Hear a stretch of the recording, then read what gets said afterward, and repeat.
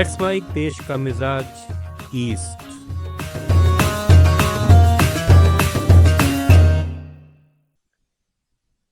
यह है let's mic modern radio. आप सुन रहे हैं पूर्वी भारत की खबरें।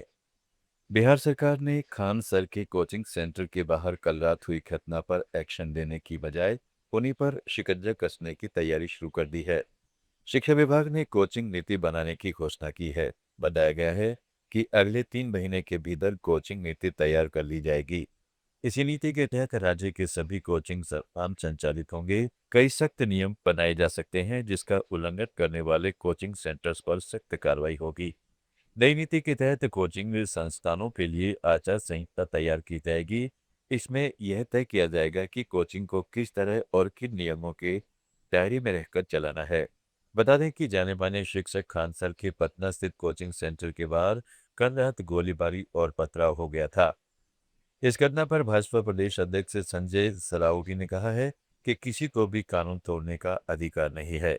कानून का उल्लंघन करने वालों के खिलाफ कार्रवाई की जाएगी।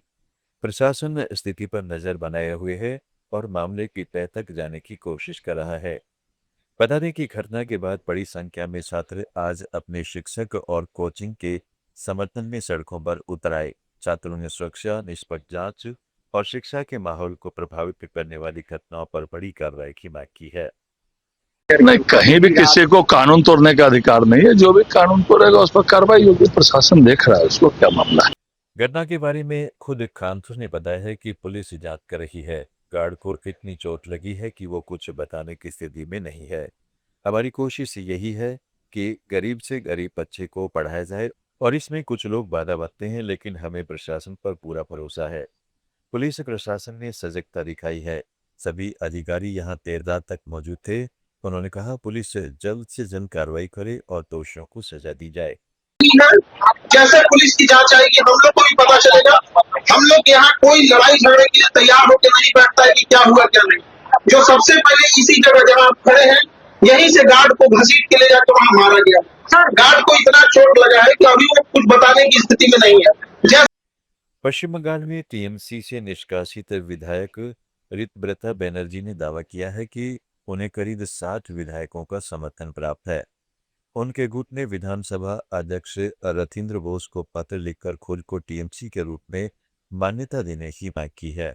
इस गुट ने शोभनदेव चट्टोपाध्याय को सदन का नेता, असीमा पात्रा और नैना बंदोपाध्याय को उपनेता और फिरहाद हकीम को मुख्य सचेतक घोषित किया है। सूत्रों ने बताया कि स्पीकर को सौंपे गए समर्थन पत्र पर 58 विधायकों के हस्ताक्षर हैं, जिसमें पज्जन ग्राम के विधायक रथिन घोष भी शामिल हैं। इस बीच पूर्व मुख्यमंत्री ममता बनर्जी ने भाजपा पर फूट डालने का आरोप लगाया है। छत्तीसगढ़ लोक सेवा आयोग भर्ती घोटाले में ईडी और सीबीआई की संयुक्त टीम ने भिलाई में आयोग के पूर्व सचिव जीवन किशोर गुरु के निवास पर छापा मारा है। यह कार्रवाई आज तक के शुरू होकर कई घंटों तक चली। इस दौरान दस्तावेजों और डिजिटल साक्ष्यों की कहीं जांच की गई। मामला 2020 से 2022 के बीच हुई भर्ती परीक्षाओं में कथित बेभर्ती, मनी लॉन्ड्रिंग और चयन प्रक्रिया में अनियमितताओं से जुड़ा है। घोटाले में पहले ही कई बड़े अधिकारी गिरफ्तार किए जा चुके हैं। सूत्रों के अनुसार ईडी और सीबीआई की टीम ने सुबह भिलाई स्थित पूर्व सचिव JK2 के निवास पर दबिश दी। सीबीएसई के चेयरमैन राहुल सिंह और सचिव हिमांशु गुप्ता की कुर्सी छीनने वाले 12वीं के छात्र सामर्थ्य सिद्धांत झारखंड की राजधानी रांची के निवासी हैं। उन्होंने इसी साल 12वीं की परीक्षा दी थी। जब रिजल्ट आया तो सार्थक सिद्धांत नेताएं मार्किंग सिस्टम पर सवाल उठाए और रीइवैल्यूएशन प्रक्रिया के लिए अपने स्कैन आंसर शीट मांगी थी। बिहार, पश्चिम बंगाल, उड़ीसा, झारखंड और छत्तीसगढ़ की ताज़ा खबरों की इसको लेकर रोजाना सुनने के लिए डाउनलोड करें लेट्स माइक ऐप। जुड़े रहिए लेट्स माइक के साथ। आप सुन रहे थे let's mike more than radio. Follow कीजिए हमें हमारे सोशल मीडिया प्लेटफॉर्म्स पर। It's time for news. It's time for more than radio. Presenting the first radio news app, Let's Mic. Let's Mic, a news-based app on your phone where you get to watch and listen news, talk shows, interviews, radio show podcasts. On Let's Mic, you get all relevant